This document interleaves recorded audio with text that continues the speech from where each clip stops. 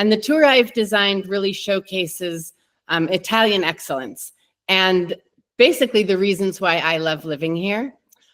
You can read our day-to-day itinerary on the website. We have limited time here, so what I wanted to really talk to you about is why I chose the destinations and the experiences that I did for this tour. We'll spend 3 nights in Milan, the fashion and business capital of the country, 3 nights in Parma, and we'll be able to delve into the Italian food culture, 3 nights in Portovenere, which is one of my absolute favorite seaside towns, 3 nights in the coastal Tuscan wine country, which is actually in my backyard. And our last night will be in the university town of Pisa during their annual patron saint festival, which is very, very fun. We start with 3 nights in Milan, like I said. 3 nights is important because, like Rainer was explaining, we get a chance to slow down a bit. We enjoy not just our sightseeing experiences, but being able to see what life is really like at each of our destinations. Milan is young, it's vibrant, it's trend-setting. It's really the best place in Italy to see how history and modernity kind of live side by side. Just like 500 years ago, when its resident Renaissance man, Leonardo da Vinci, painted the Last Supper. We'll learn all about it. We'll also get to visit the Sforza Castle with our local guide. I love having local guides join us along the way because they get to share their expertise. They get to give us an inside look at their hometowns, and so I think that's really special. In Milan, we will get around town together with their easy peasy local transportation, and you'll also have time to explore a bit of Milan on your own. So you might be interested in La Scala Opera House or visiting the cathedral.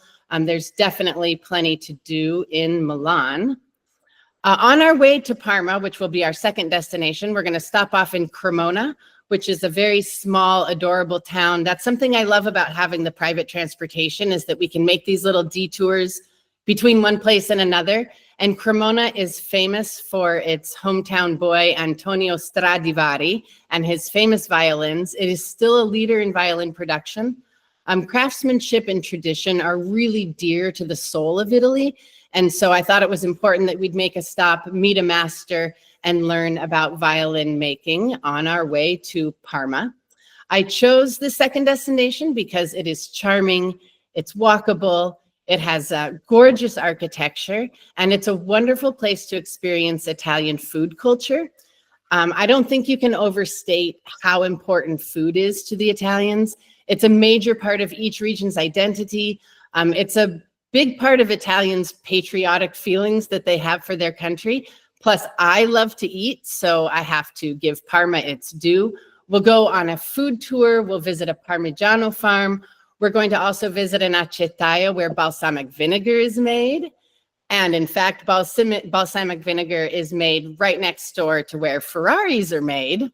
And so we will be going to the Ferrari Museum and the factory and learn about these gorgeous cars. And I promise, even for people that aren't really car people, this is an amazing place to visit, and it really is sort of Italian aesthetics at its very best.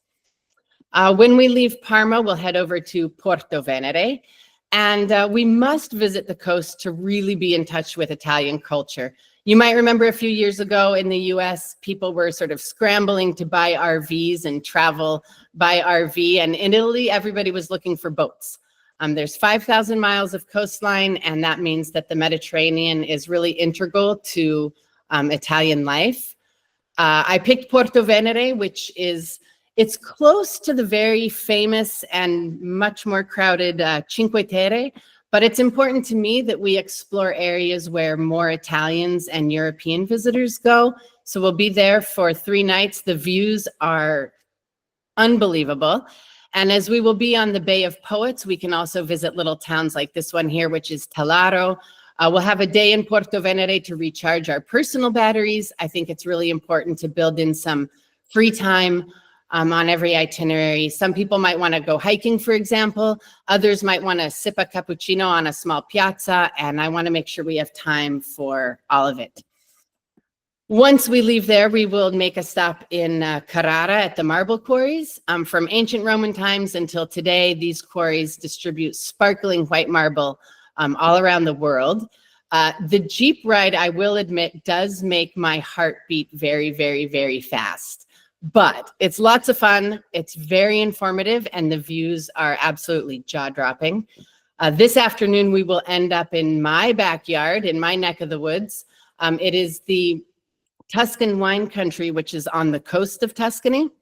We'll spend an entire day running around the countryside, chasing down the perfect glass of wine. In just a little bit, you're going to hear from my really good friend, Francesco Gronchi, and talking about his wine club. And he's promised me that if he's around and he's not out and doing something else, he's going to come down from his hilltop town of Volterra to maybe share a glass of wine with us.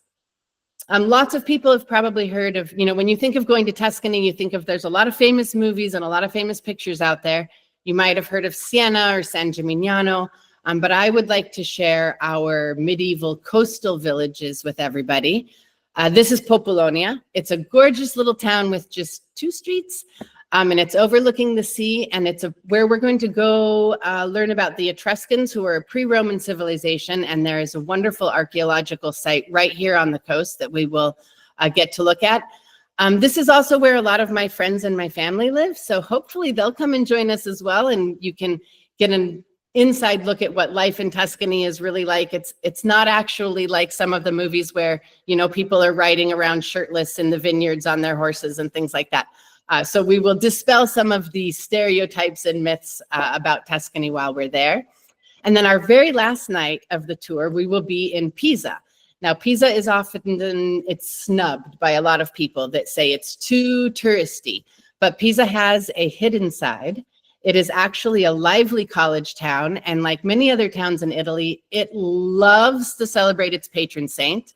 I actually organized this entire itinerary just to make sure we would end in Pisa with the feast day of Saint Ranieri, because of course, we have to pick Reiner's patron saint. And they have this amazing fireworks show, and participating in an Italian festival is really the perfect ending to what I think is going to be a phenomenal time together. I'm absolutely looking forward to this, and I'd be very happy to have any of you join my small but growing group of merry travelers. For those of you that have already signed up, and I know you're here, thank you so much. And Kathy, hi Kathy, she came up with this great idea. We were emailing the other day, so we're gonna start a little movie book club for this tour. So if you sign up for the tour, we can all kind of get together and learn about and get excited about the places that we're going to be. So.